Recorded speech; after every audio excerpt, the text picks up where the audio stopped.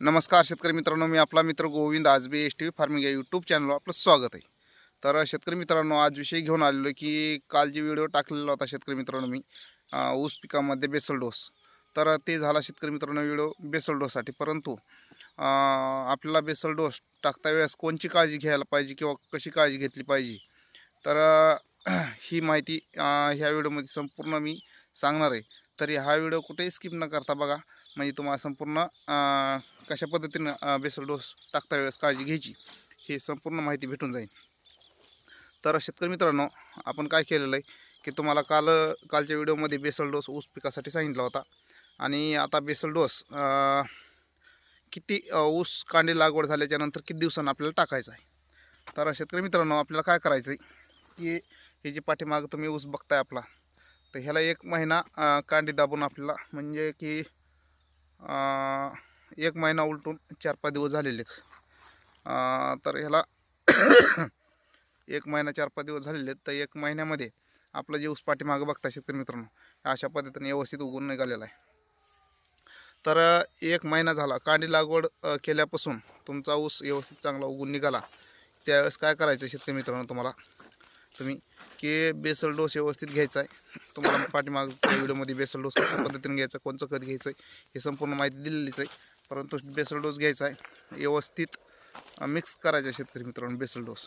आणि मिक्स केल्याच्या नंतर समप्रमाणात सगळ्या काकऱ्यामध्ये व्यवस्थित पडला पाहिजे, याची एक काळजी घ्यायची आहे. बेसल डोस काय करायचे शेतकरी मित्रांनो, पुढं टाकून द्यायचं आहे. आणि पुढं टाकल्याच्या नंतर काय करायचं शेतकरी मित्रांनो, की बेसल डोस पुढं टाकल्याच्या नंतर बरेच शेतकरी एक चूक करतात की बेसल डोस टाकायचा आणि पाणी सोडून द्यायचं. शेतकरी मित्रांनो, असं न करता शेतकरी मित्रांनो काय करायचं आहे की बेसल डोस आपण जे खत टाकणार आहेत हे माती आड गेलं पाहिजे शेतकरी मित्रांनो. माती आड जर गेलं शेतकरी मित्रांनो, ते काय होतं आहे की खतामधलं जे नायट्रोजन असतं शेतकरी मित्रांनो, हे ऊस पिकासाठी भरपूर गरजेचं असते. आणि जर आपण माती आड जर खत नाही टाकलं तर शेतकरी मित्रांनो, ते 100% लागू होणार नाही आपल्या ऊस पिकाला. काही हवामध्ये उडून जाणार आहे शेतकरी मित्रांनो.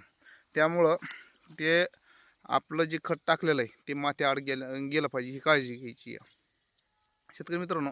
आणि माती आड आता आपण कसं घाला, आता ऊस तर बारका असतो, याच्यामध्ये आऊत काय वगैरे चालणार नाही. ऊस बारीक असल्यामुळं जर माती जर जास्त लागली तर फुटे होणार नाहीत. म्हणजे की बुजणार नाही आवताना, परंतु जास्त जर माती लागली तर फुटे होणार नाहीत. त्याकरता शेतकरी मित्रांनो, आपल्याला फुटे पाहिजेत. त्यामुळं जास्त माती लागली नाही पाहिजे, परंतु खत बी माती आड गेलं पाहिजे. तर काय करायचं शेतकरी, हे सायकल कोळप आहे.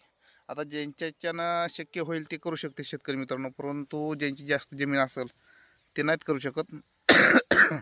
परंतु ज्यांच्या शक्य होईल त्यांनी ही काळजी घ्यावा शेतकरी मित्रांनो. ज्यांच्यानं घेणं होईल त्यांनी ही काळजी घ्यावा.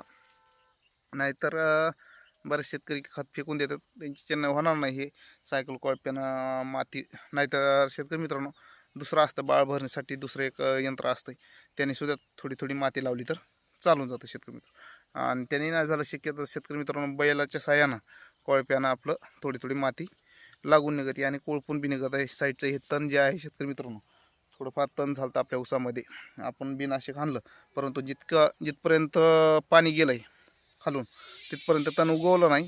परंतु जे वरी सरदलतं आणि तिथं काय औषधानं काम केलं नाही, आपण जे 18 बिनाशक फवारलं होतं, तर त्याने वरी काम केलं नाही, तर वरी थोडंसं गवत उगवलं होतं.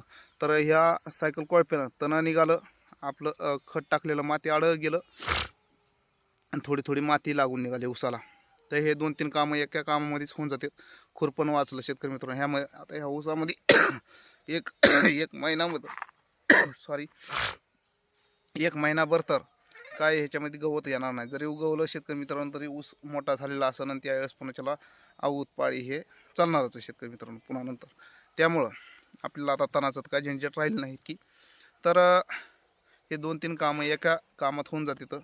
तर ह्या पद्धतीनं जर तुम्ही काळजी घेतली आणि व्यवस्थित खत कालून मिक्स करून जर टाकलं, नंतर अशा पद्धतीने टाकायचं, कोळपायचं दोन्ही साईडनं ह्या कोळप्यानं शेतकरी मित्रांनो, दोन्ही साईडनं जर कोळपलं तर काही तण राहणार नाही. आणि काय करायचं की कुळपणं हे झालं की नंतर पाणी सोडून द्यायचं शेतकरी. 100% खत लागू होणार आहे.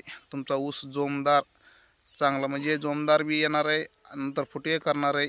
आणि फुटे जे वेळेस करायचे आहेत त्यावेळेस शेतकरी मित्रांनो जोमदार फुटे निघतील. खत जर टाकलं व्यवस्थित त्याची काळजी घेतली तर जोमदार फुटे निघतील. आणि त्यानंतर जर तुमचं रोप लागवड असेल तर 15 ते 20 दिवसाला रोप सेटिंग होऊन जाते शेतकरी मित्रांनो व्यवस्थित. आणि सेटिंग झाल्याच्यानंतर 15-20 दिवसांसुद्धा तुम्ही बेसल डोस टाकू शकता. परंतु शेतकरी मित्रांनो बेसल डोस जी तुम्ही कांडी लागवड किंवा ऊस लागवड करता वेळेस टाकताना ते वायाला जाणार आहे. तसं करू नका शेतकरी मित्रांनो. 1 महिन्याचा ऊस झाल्याच्या नंतर ऊस काय इतका एका महिन्यात काय लई वाढणार नाही किंवा काय होणार नाही. इतकं घाबरून जायचं नाही शेतकरी मित्रांनो. त्यामुळं नंतर तुम्ही बेसल डोस टाका. म्हणजे आता हे बेसल डोस जर टाकला तर तुम्हाला सांगतो शेतकरी मित्रांनो आपल्याला जी बाळभरणी करायची असते कधी छोटी त्या तोपर्यंत तर आपल्याला खत टाकायची कोणची गरज पडणार नाही. आणि नंतर मोठ्या भरणीला आपण खत टाकू शकतात. त्यानंतर आपण जूनच्या टप्प्यात पहिल्या त्यावेळेस खत टाकू शकता शेतकरी मित्रांनो. म्हणजे 2-3 वेळेस खत होऊन जातं आणि व्यवस्थित आपला ऊस चांगल्या प्रकारे येतो शेतकरी मित्रांनो. ह्या पद्धतीनं खत टाकून घ्या. ही काळजी घ्या शेतकरी मित्रांनो. ही होती माहिती.